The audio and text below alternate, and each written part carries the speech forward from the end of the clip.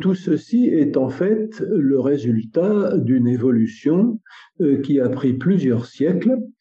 Déjà, il a fallu que l'idée de loi se distingue d'idées voisines. Par exemple, de la coutume, de l'usage, de ce qui se fait, et surtout de ce qui ne se fait pas, comme on dit. Ça ne se fait pas. C'est d'ailleurs le sens premier du terme grec que nous avons pris l'habitude de traduire par loi, à savoir nomos. Bon, mot grec qui est encore vivant dans certains mots français, comme métronome par exemple, ou dans d'autres termes appartenant, comme tous les mots venant du grec, à la langue savante. En Grèce ancienne, les décisions prises par une assemblée et qui étaient donc votées et devenaient des lois à partir de ce moment-là ne s'appelaient pas nomos, mais plutôt pséphisma. Ça vient d'un mot du mot pséphos, qui veut dire un caillou. Pourquoi un caillou? Bien parce qu'on utilisait des cailloux pour voter. Il suffisait de les compter pour savoir combien il y avait eu de voix.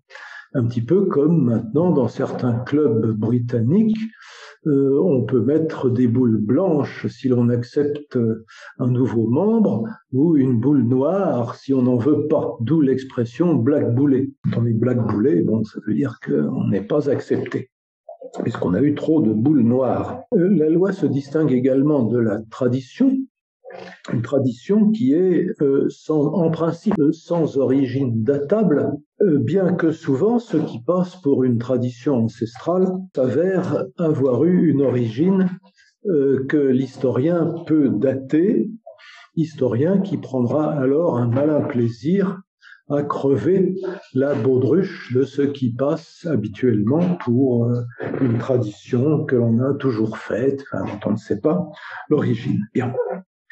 Il y a un autre mot, une autre notion, dont il faut distinguer l'idée de loi, c'est celle d'enseignement. Je choisis ce mot d'enseignement parce que le mot non plus grec mais hébraïque que l'on traduit à l'accoutumée par loi, à savoir Torah, veut dire exactement cela, veut dire un enseignement, alors qui peut être donné par les ancêtres, par les sages, par les prêtres, éventuellement par les prophètes.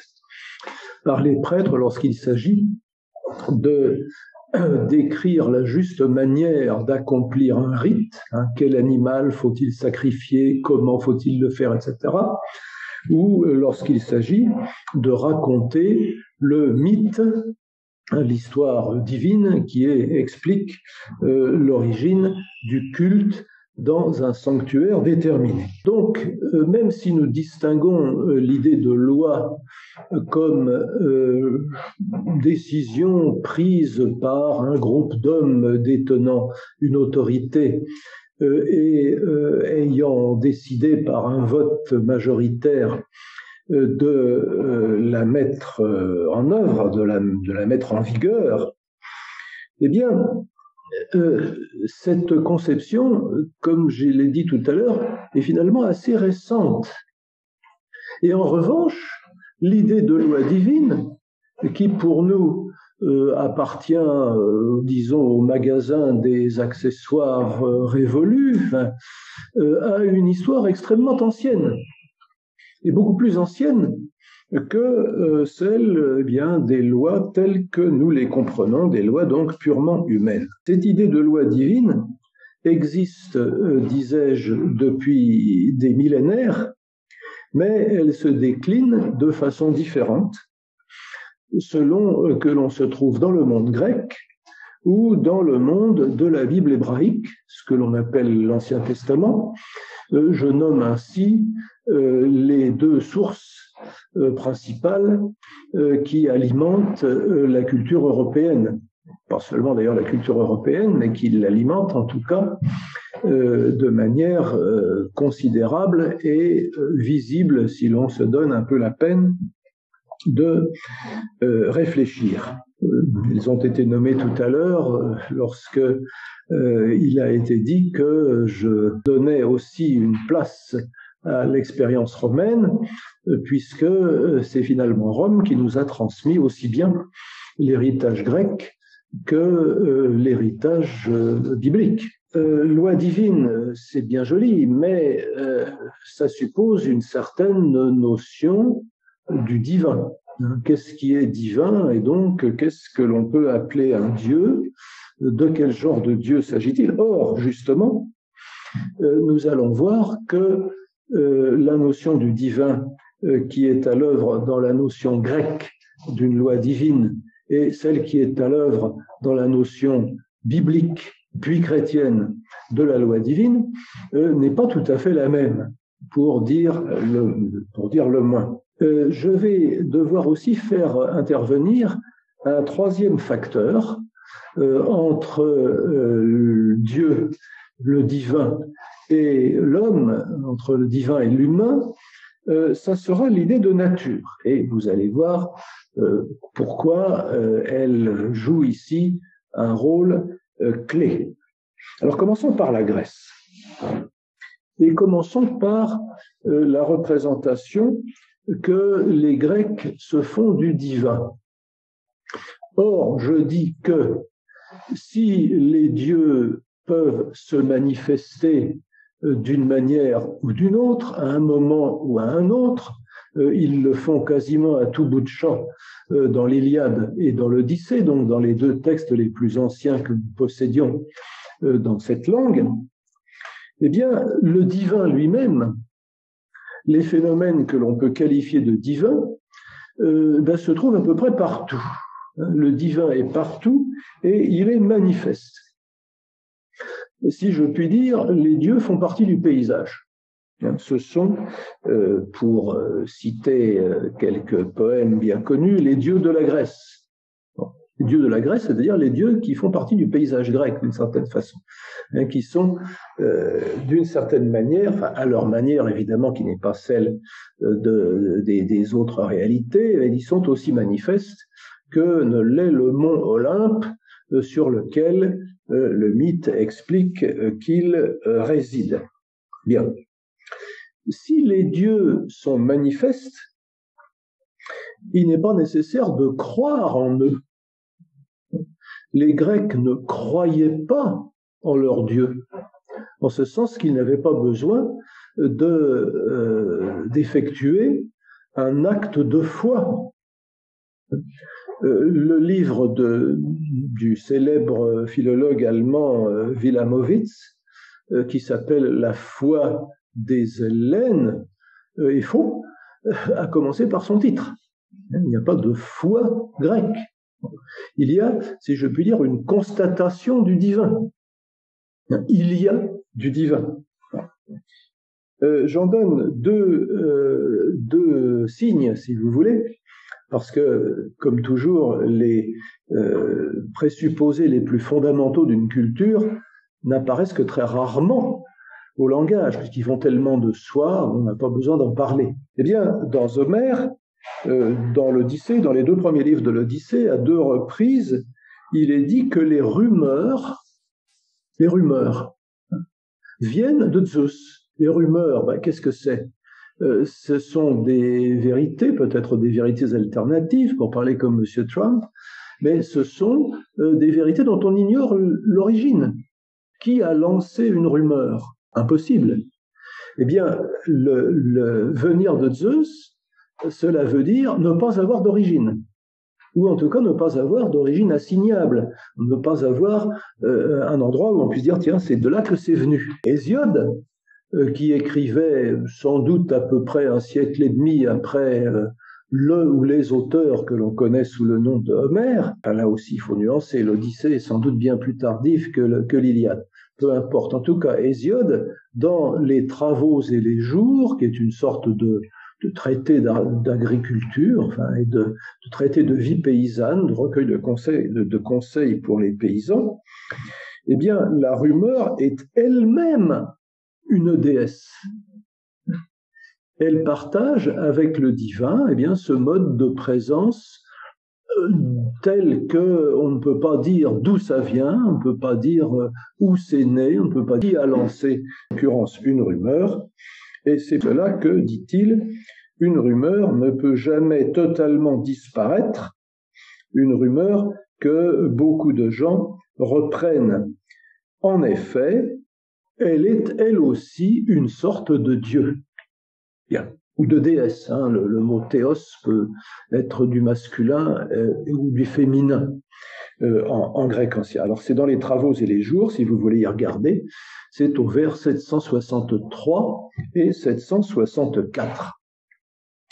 Cependant, le passage clé est chez un auteur beaucoup plus connu et surtout dans un passage, alors là, rebattu de son œuvre, je parle de l'Antigone de Sophocle. Et vous connaissez l'intrigue, le souverain de Thèbes a ordonné que l'on fasse, disons, des funérailles nationales à l'un des deux frères qui a défendu sa patrie et l'autre qui voulait l'attaquer et qui est mort tout autant que son frère dans le combat qui les opposait, eh bien celui-là, son cadavre doit être laissé sans sépulture et donc la proie des vautours. Bon. Bien. Et la sœur des deux frères, en cachette, enterre le méchant de l'histoire, le méchant des deux, celui qui doit être les deux. Donc elle est amenée devant le souverain, qui est son oncle d'ailleurs. Tout ça se passe dans une de ces horribles familles dont la tragédie grecque est familière, qui s'appelle Créon, et elle lui dit « Nul ne sait d'où est venu le nomos ». Alors voilà, est-ce que c'est la loi, est-ce que c'est la coutume, est-ce que c'est l'usage, est-ce que c'est l'habitude, est-ce que c'est la tradition? Bon, un petit peu tout cela. Nul ne sait d'où est venu le nomos qui demande que l'on n'abandonne pas un cadavre au vautour. Et elle ajoute, c'est justement cela le signe de la divinité de l'usage, coutume, loi, règle, comme on veut, en question. Nul ne peut dire, ce n'est pas seulement aujourd'hui et demain hier, que ceci, mot à mot, est en vigueur. Le mot grec, c'est est en vie et vivant. Mais c'est toujours que c'est le cas et personne ne sait à partir de quel endroit c'est apparu. À partir de quel endroit c'est venu au jour. C'est justement là qu'est la divinité de la loi, c'est son évidence et son absence d'origine. Alors pour exprimer cela, les philosophes, puisque c'est en Grèce que la philosophie est née, vont introduire une idée qui est l'idée de nature, que nous avons fait physique. C'est l'idée même qui rend possible la philosophie. L'idée suivant laquelle la réalité des choses ne dépend pas de nous, mais bon, elles sont là, elles ont leur manière de se comporter propre, qui ne dépend pas de notre intervention, et nous avons à constater, à tenir compte de cela. Eh bien, cette idée de nature est d'une certaine manière la reprise philosophique de cette notion vague, mais jamais exprimée comme telle, de ce qui vaut en soi, sans qu'on ait besoin d'intervenir, sans qu'on ait besoin de dire bon c'est ça qu'il faut faire, ça se fait. Le passif est ici très riche de sens. Il y a des choses qui, comme on dit, ne se font pas, comme s'il n'y avait pas de sujet qui les fait. Ce sont les choses qui se font ou qui ne se font pas. Bien. D'où l'idée que lorsque une règle vaut, lorsqu'elle est en vigueur, eh bien, elle doit le faire, pour qu'elle soit authentiquement une règle, elle doit le faire par nature. Et c'est l'idée de loi naturelle qui apparaît pour la première fois chez Aristote, qui d'ailleurs, ô surprise, cite pour appuyer son idée les vers de Sophocle.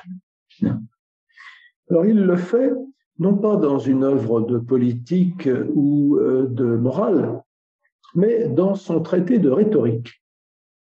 Dans son traité de rhétorique, puisque l'orateur, lorsqu'il est devant le jury, pas 12 personnes, mais une masse comme celle de ceux qui ont jugé et malheureusement condamné le saint patron de ma corporation, à savoir Socrate, eh bien, il faut qu'il explique qu'il agit conformément aux lois, qu'il ne transgresse pas les lois. Mais quelles lois? Alors bon, ça peut être les lois de la cité, les lois écrites, et puis ça peut être également les lois de la nature. Et c'est pour cela qu'il dit j'appelle nomos, alors je laisse le mot lâchement sans traduction, j'appelle le nomos d'abord le nomos propre et ensuite le nomos commun. Le nomos propre, c'est celui que les gens ont décidé de s'appliquer à eux-mêmes. Et parmi ce nomos propre, il y en a qui est non écrit et il y en a qui est écrit. Alors non écrit, je ne sais pas, à Athènes, on fait telle chose. On sacrifie plutôt à la déesse Athéna plutôt qu'à, mettons, Poséidon. La loi écrite, c'est celle qui est inscrite littéralement sur la pierre, qui est gravée. Il faut faire ceci, vous ferez cela, ou il est interdit de faire telle ou telle chose. Bien. Et il y a alors une loi commune qui est celle, là je traduis loi par commodité, qui est celle qui est conformément à la nature. Et cette loi, ajoute Aristote, il y a en effet quelque chose que tout le monde devine. Le terme, c'est le verbe grec, c'est mante estai, qui est le verbe de la divination, ce que fait celui qui, regarde comment les oiseaux volent dans le ciel et en tire des conséquences, celui qui examine les entrailles des animaux sacrifiés et qui prédit l'avenir ou qui indique ce qu'il faut faire à partir de cela. Donc, ça implique, ça implique une connaissance un peu confuse. On sent quelque part, comme diraient nos amis psy, quelque part que c'est pas bien de laisser un cadavre sans sépulture, de l'abandonner comme ça aux rapaces. Alors, il ajoute, il existe quelque chose que tout le monde soupçonne ou devine, ou tout le monde a l'intuition, à savoir un juste et un injuste commun par nature, même s'il n'existe aucune communauté réciproque ou aucun contrat, aucun accord explicite. Donc même, ce sont des lois qui sont censées transgresser les limites des cités. C'est pas parce que vous êtes à Athènes ou à Thèbes qu'il est bien de laisser un cadavre se dévorer comme ça par les oiseaux. Bien. Cette idée de loi naturelle va être puissamment orchestrée par les stoïciens. Cette loi naturelle qui est en même temps, je le répète, une loi divine. Bien. Cicéron, par exemple, qui a beaucoup œuvré pour transposer les pensées grecques en latin, dans le latin qu'il maîtrisait évidemment comme un orateur et un grand écrivain, et il a transposé l'idée stoïcienne de loi naturelle, en particulier dans son traité de la République. Un traité qui a une histoire assez rocambolesque, et on en a retrouvé de très larges extraits sur un palimpseste qui se trouvait à la Bibliothèque Vaticane. Vous savez ce que c'est qu'un palimpseste? C'était écrit sous je ne sais pas trop ce qu'il y avait, et c'est un philologue italien il est devenu cardinal après d'ailleurs, qui s'appelait Angelo Mai, qui a reconstitué ça. Donc, au livre 3 de la République, nous lisons, il existe en effet une loi vraie, une loi vraie qui est la ratio droite, alors ratio, bon, raison bien entendu, mais aussi calcul, mais aussi le fait de tenir compte des choses, etc., qui est en accord avec la nature, qui est répandue chez tous les hommes, qui est immuable, qui est éternel, qui invite à remplir son devoir lorsqu'elle donne des ordres, et qui, lorsqu'elle interdit, éloigne de la, disons, de l'escroquerie ou de la malhonnêteté, disons simplement. Il y aura pour enseigner et imposer un être commun, à savoir Dieu. Bon. Donc nous voilà avec une loi qui est à la fois rationnelle, ratio, naturelle et divine. Celui qui n'obéira pas à cette loi, continue Cicéron, c'est lui-même c'est de lui-même qu'il va s'écarter. Mot à mot, c'est lui-même qu'il va fuir, puisqu'il va renoncer à sa propre humanité. Le Dieu stoïcien dont Cicéron suppose ici que ses lecteurs et ses auditeurs le connaissaient, c'est un Dieu qui n'est pas différent de la nature.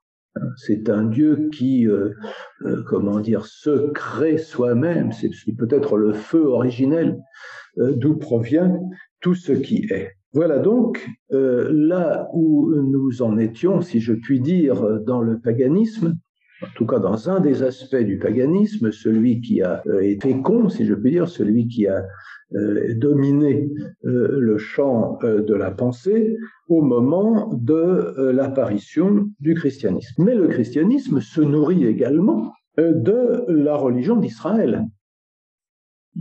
Or, en Israël, la conception du divin est tout à fait autre que celle que nous avons vue à l'œuvre dans le monde grec. Le Dieu d'Israël est un Dieu caché. Deus absconditus, selon la traduction reçue d'un terme hébraïque qu'il faudrait mieux traduire un Dieu qui se cache d'une certaine manière, c'est dans le livre d'Isaïe. Bien. Vous savez ce que Pascal en a fait, enfin, vous savez toute la tradition qui a été ouverte par cette traduction. Si un Dieu est caché, s'il veut être connu, il doit se révéler. Il doit se montrer. Il n'y a pas besoin il y a besoin au contraire d'une révélation et de l'accueil d'une révélation, ce que l'on appelle, pour faire simple, la foi. Bon. Et il faut accepter, tiens, oui, c'est bien Dieu qui parle. Comment se révèle-t-il? Eh bien, à travers des intermédiaires, évidemment, des prêtres qui sont censés parler au nom de lui, des prophètes, et les prophètes d'Israël ponctuent leurs déclarations de « ainsi a parlé le Seigneur » ou « oracle du Seigneur », pour indiquer que ce ne sont plus eux qui parlent, mais c'est Dieu qui est censé parler par leur bouche. Bien. Alors l'histoire du prophétisme dans l'ancien Israël est longue, et je cravache, je résume, pour dire qu'à une certaine époque, les enseignements des prophètes ont été attribués à un prophète par excellence, Moïse, dont on raconte qu'il aurait mené le peuple hors de la captivité d'Égypte. Vous avez donc dans l'Ancien Testament des enseignements, des commandements positifs et négatifs. Les rabbins les ont comptés, 613, ils les ont comptés et commentés et explicités dans des travaux de très vaste ampleur. Le judaïsme postérieur, alors qu'est-ce que c'est que le judaïsme postérieur? En quoi se distingue-t-il de la religion d'Israël? Être israélite, c'était vivre dans un pays déterminé, c'était parler une langue déterminée, en l'occurrence l'hébreu, la variante hébraïque du cananéen, c'était se trouvait sous l'autorité d'un roi, s'était sacrifié à un endroit déterminé, à savoir le temple de Jérusalem. À la suite d'événements historiques variés, le peuple juif s'est écarté dans sa grande majorité de la terre d'Israël pour s'installer dans des communautés tout autour du bassin méditerranéen, et puis en Iran, et puis dans pas mal d'endroits, jusqu'aux Indes d'ailleurs. Bon. Il a perdu l'usage de la langue hébraïque. Il s'est mis à parler, par exemple, la langue grecque, qui était la langue de communication dans tout le bassin méditerranéen. Éloignés du temple, ils n'ont plus pu y sacrifier. Ils y allaient peut-être une fois par an pour ceux qui pouvaient se payer le voyage. Bon, puis c'était tout. Et puis à un certain moment, le temple a été carrément détruit par les Romains, après les révoltes des Juifs qui étaient restés en terre d'Israël. Le roi, a disparu lui aussi, et il a été remplacé par des gouvernants fantoches, qui étaient plus ou moins à la solde des Romains. Alors qu'est-ce qui restait ? Ce qui restait, c'était les règles, les coutumes, les habitudes que les habitants de la terre d'Israël suivaient, qu'elles aient été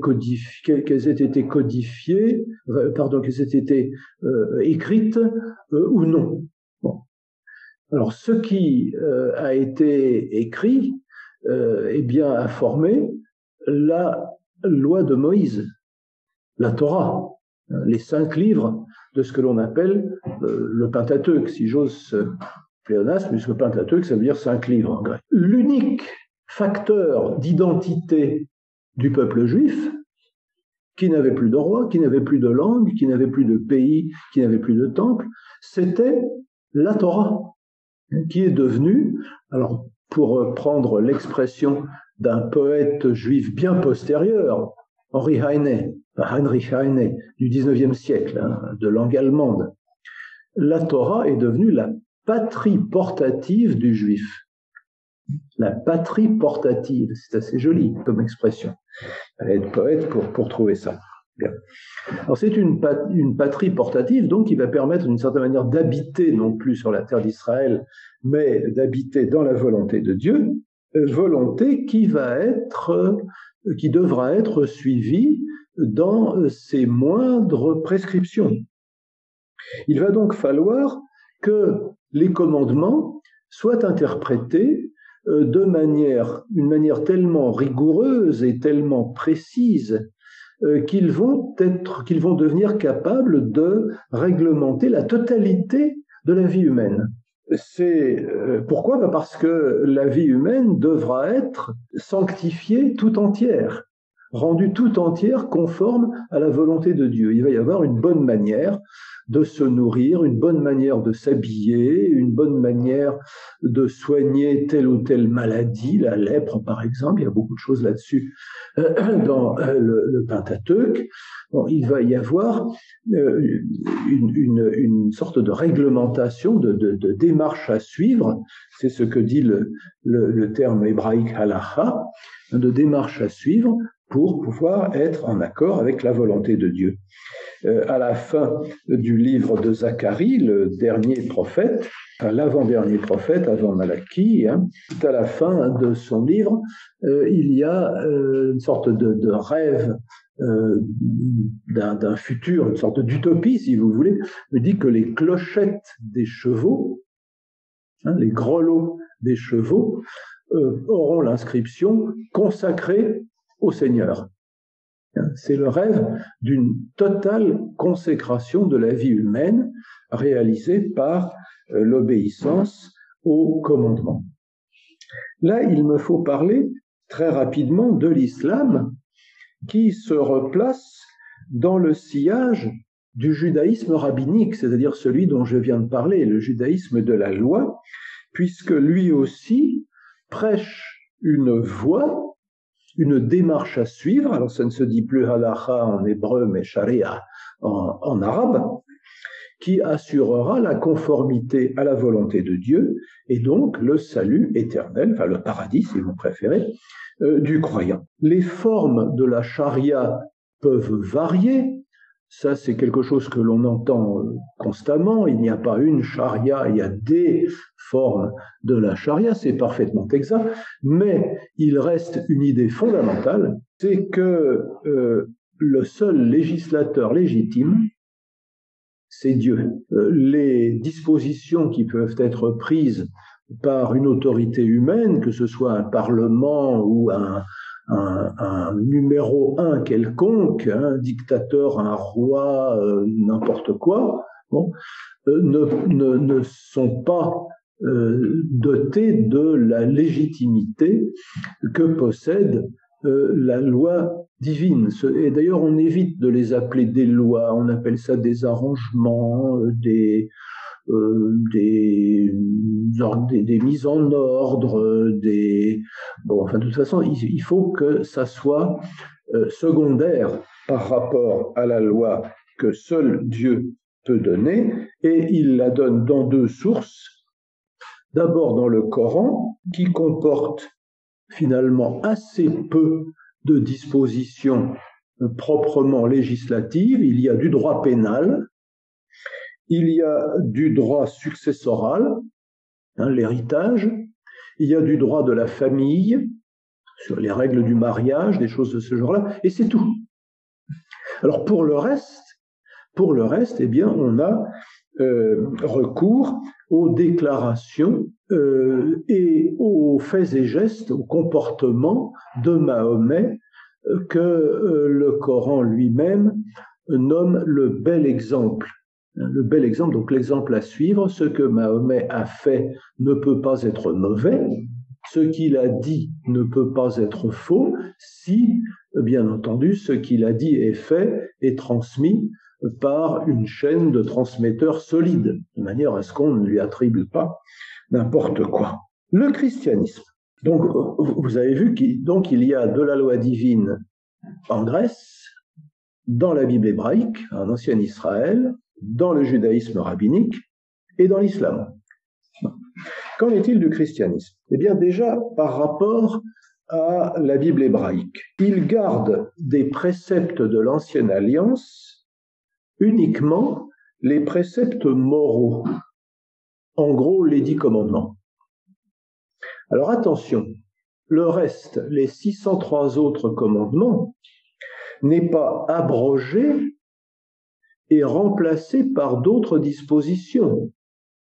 Ça, c'est ce que l'islam a fait. La notion d'abrogation n'est pas une notion chrétienne. Ce qui arrive aux 603 autres commandements, c'est qu'ils sont allégorisés. On dit, bon, exemple qui me vient à l'esprit, parce que saint Paul déjà pratique ce genre d'exégèse allégorique, la Torah dit « Tu ne muselleras pas le bœuf qui foule le grain ». Bon, de manière à ce que le bœuf puisse lui aussi manger du grain. Il s'agit du bœuf qui tire l'énorme roue qui sert de moulin et qui écrase le blé pour en faire de la farine. Donc il faut laisser le bœuf. Alors saint Paul dit ça doit être allégorisé. Ça doit être allégorisé, et je ne sais plus trop quelle est l'interprétation, évidemment un petit peu tirée par les cheveux, Donc c'est très important de comprendre que les commandements sont conservés, les commandements autres que les commandements moraux du décalogue sont conservés, mais allégorisés, transposés à un autre plan. Il y a une chose remarquable dans le christianisme, c'est que, et qui d'ailleurs est une source d'étonnement pour les musulmans, justement. Je me souviens d'un texte d'Ibn Khaldoun, le grand historien né en Tunisie au XVe siècle, et qui dit, c'est quand même curieux, dans ce qu'il appelle l'Évangile, dans le Nouveau Testament, il y a très peu de dispositions juridiques. En revanche, il y a beaucoup d'exhortations morales, ce qu'on appelle les parénèses chez saint Paul. On indique comment il faut se conduire, mais on n'édicte pas de commandement. Et effectivement, le christianisme n'apporte pas de commandements nouveaux. Il fait confiance à la raison humaine pour décider que manger, comment s'habiller, comment se raser ou se laisser pousser la barbe, la moustache et les cheveux, toutes sortes de choses. Il laisse, si je puis dire, un espace très vaste finalement, pourvu que la manière de manger, la manière de s'habiller, la manière de, je sais pas, se tailler la barbe, n'aille pas contre les préceptes de base de la morale. La manière de manger, bon, je sais pas, si celui qui est à côté de vous crève de faim et que vous vous goinfrez, c'est pas la bonne manière de manger. Mais c'est pas, ça ne dit pas si vous avez le droit de manger, je sais pas, du porc ou des huîtres ou des choses de ce genre-là. Bien. Tout le reste forme, tout ce qui s'ajoute au commandement, ce sont des conseils. C'est une distinction fondamentale dans le christianisme entre les commandements et les conseils. Les commandements sont obligatoires. Pas question de tuer son prochain, c'est très mal élevé de le faire. En revanche, les conseils sont hypothétiques. Si vous voulez en faire plus, vous n'êtes pas obligé d'en faire plus, mais si vous voulez en faire plus, alors vous pouvez faire telle chose. Renoncer au mariage pour vous consacrer tout entier au culte divin. Vous pouvez renoncer à faire fonctionner la pompe Afrique pour mener une vie pauvre. Bon. Vous pouvez renoncer à votre volonté propre pour vous soumettre à la volonté d'un supérieur, de l'abbé de votre couvent, des choses comme ça. J'ai rapidement décrit les 3 vœux monastiques. C'est ce que l'on appelle l'état des conseils. C'est un terme technique. Mais alors je précise cette distinction parce que souvent, on imagine qu'il existe une morale chrétienne qui se distinguerait, je sais pas, de la morale juive. Il y a un livre d'un rabbin du 19e siècle qui s'appelle Ben Amozeg qui dit ça, qui se distinguerait de la morale bouddhique, qui se distinguerait de la morale laïque, puisqu'il existe également une morale laïque. Il y a en Belgique des gens qui enseignent la morale laïque. Si vous ne voulez pas envoyer votre gosse au cours de religion, vous l'envoyez au cours de morale laïque. Ça s'appelle comme ça. Bon. Qu'est-ce que fait le christianisme avec cette loi? Eh bien, il garde donc les commandements, il ne touche pas aux 10 commandements, simplement il les approfondit en allant vers l'intention. Il ne suffit pas de ne pas se faire la femme du voisin, et il faut encore ne pas la regarder avec des yeux concupiscents. Bon. Il faut pas seulement ne pas tuer son prochain, mais essayer de ne pas se mettre en colère contre lui. Parce que justement, la colère pourrait mener à des voies de fait et à un homicide. C'est la première chose. Donc, un approfondissement en direction de l'intention. Le cœur, si vous voulez, une image. Et puis un élargissement à l'universel du champ d'application des commandements. Regardez le fameux commandement de l'amour du prochain. Tu aimeras ton prochain comme toi-même. Bon.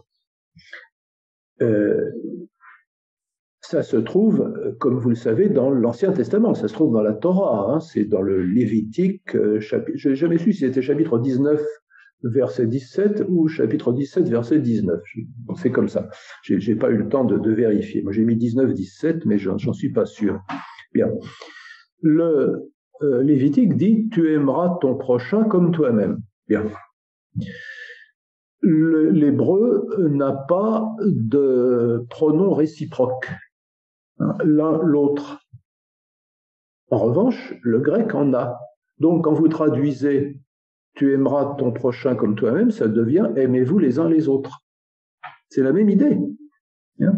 Simplement, comme je vous ai dit, l'hébreu n'a pas de réciproque, Il dit ton prochain, ou ton frère, ou ton voisin, ou un truc comme ça. Mais alors, qu'est-ce qui c'est le prochain?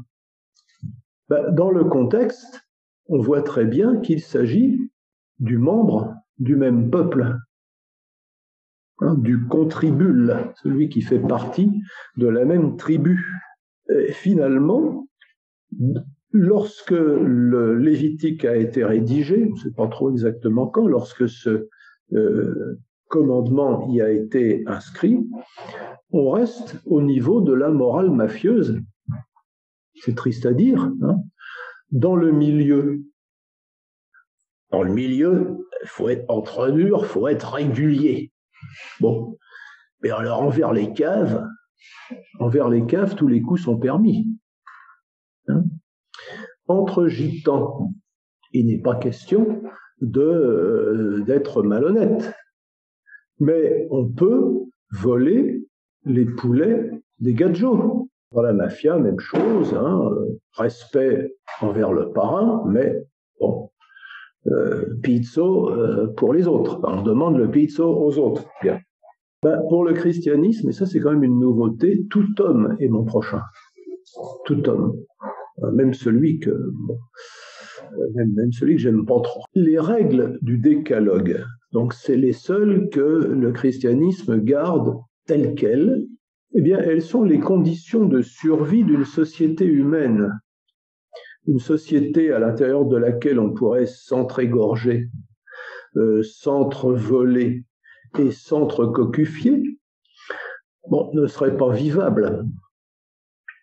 C'est ce que j'ai appelé ça quelque part, je suis très content de la formule, le kit de survie de l'humanité. Vraiment les règles de base. Ce qui fait que ces règles se rapprochent d'une manière très intéressante de la loi naturelle. Je vais reparler de la notion de loi naturelle. Pour le christianisme, Dieu est législateur, mais il est législateur en tant qu'il est créateur, en tant qu'il donne à l'homme, il donne à chaque créature ce qu'il lui faut, ce dont elle a besoin pour atteindre sa fin, pour réaliser son propre bien. J'ai dit que la loi chrétienne, la loi divine telle que le christianisme la conçoit et la pratique, se rapproche de la loi naturelle. Mais attention, le mot de loi naturelle est devenu dangereux, si je puis dire, en tout cas glissant et trompeur, à cause d'un changement même dans la notion que nous avons de la nature. Pour les anciens, pour Aristote, pour les stoïciens, donc ceux qui ont anciens, pour ceux qui ont donné donné ces lettres de noblesse à la notion de loi naturelle, la nature est une nature téléologique. Ça veut dire simplement que la nature est ce qui pousse chaque être à réaliser le plus parfaitement possible ce qu'il est. Ça n'est pas la réalité brute que nous comprenons maintenant sous le nom de nature. C'est pour ça que pour nous, la nature doit être complétée, voire corrigée, si ce n'est réprimée, par une couche supérieure, par un niveau supérieur que l'on appelle la culture. Pour le monde ancien, pour ceux qui ont créé cette idée de loi naturelle, la culture est au contraire la floraison suprême de la nature. C'est la manière dont la nature atteint son bien, conformément d'ailleurs au sens premier du mot culture, qui est tout simplement l'agriculture, le fait de prendre une plante et de lui faire donner le maximum de ce qu'elle peut donner. Et c'est pour cela que nous avons du mal maintenant à comprendre comment la loi divine peut être en même temps une loi naturelle. Elle est une loi naturelle parce que c'est une loi qui s'adresse à la raison, et la raison est ce qu'il y a de plus humain chez l'homme, elle est ce qui définit la nature de l'homme. Or, nous avons pris l'habitude, depuis quelques siècles, de penser la notion de nature comme étant l'état brut d'une réalité. Quand on dit l'état de nature chez les penseurs politiques de la modernité, eh bien c'est un état misérable, c'est l'état le plus rudimentaire et le plus désireux de se corriger qui soit. Bien. Bon. Alors, il serait intéressant de montrer, mais là je n'ai vraiment plus le temps, je pourrais peut-être le faire pendant les questions, ce qu'il en est de la situation dans laquelle nous sommes actuellement par rapport à l'idée de loi divine et de loi naturelle, telle qu'elle coïncide dans le christianisme et telle qu'elle ne coïncide pas dans les autres religions.